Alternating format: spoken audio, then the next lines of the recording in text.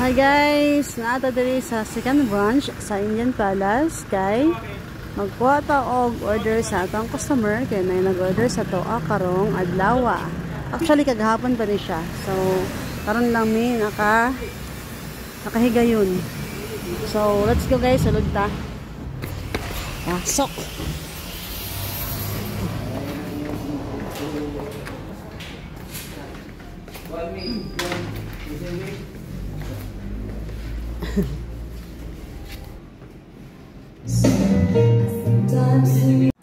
So dari ang part is nagpaabot ko sa akong order nga maabot kay gi-request pa nila sa bodega.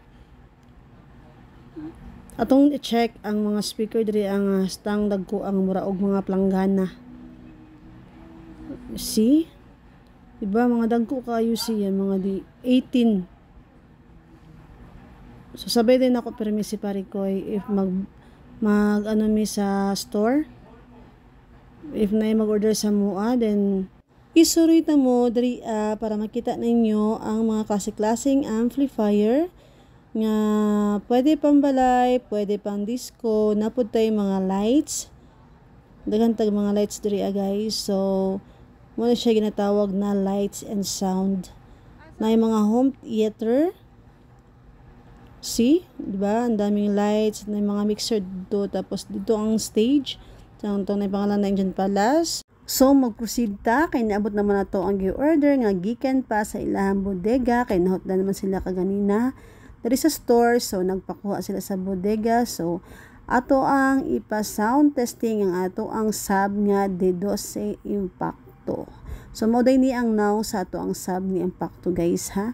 Ato aning i-sound testing para pod makita sa ato ang mga customer nga mag-order pa o nag-order sa toa karon kaya to aday ning ipadala sa Cagayan de Oro. Shoutout ko sa tanan customer namo nga dako kay salig sa mua.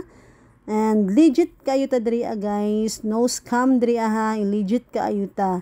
So ato ang ituyo ko ng ato ang video guys, mao din niya mo ang isa pa ka order nga 6.5 mid-range. Bali duha ka set ang gi-order sa to ang customer. By the way, sa atong isa ka carton di ay isang sulod ng 6.5 is duha na ka buok siya guys.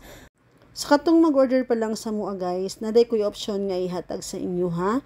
So katong mga taga Mati, Cotabato, Iligan, Cagayan de Oro, taga Agusan del Norte, Agusan del Sur, if ever na gusto ninyo nga madalian nga transaction, pwede na pod nato ipabas. Kay kaning ako ang order karon is gusto niya is bus lang para one day lang ang tagal. Di siya gusto og 1 week kapin nga transaction.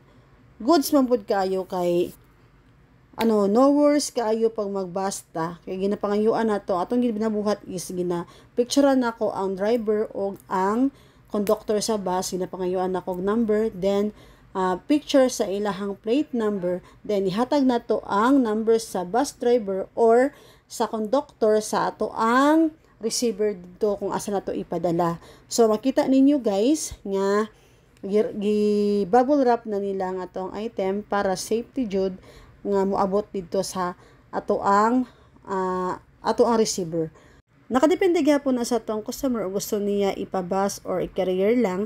Daghan man tag carrier diri sa Davao natay LBC, Cargo, and GNT, and etc. So guys, bubble wrap na nila ang atong item para safety jud nga maabot sa ato ang receiver. Nagatawag day mi sa moang bus nga ka-transaction namo kay ato anang ipadala. So makita ninyo nga si pare ko jud mismo ang nikarga sa atong item nga may pasulod didto sa ilalom sa bus. So, thank you guys kay ang ato ang customer na receive na niya ang iyahang order sa toa. So, diri na lang tama ng ato ang video guys. God bless us all. Thank you.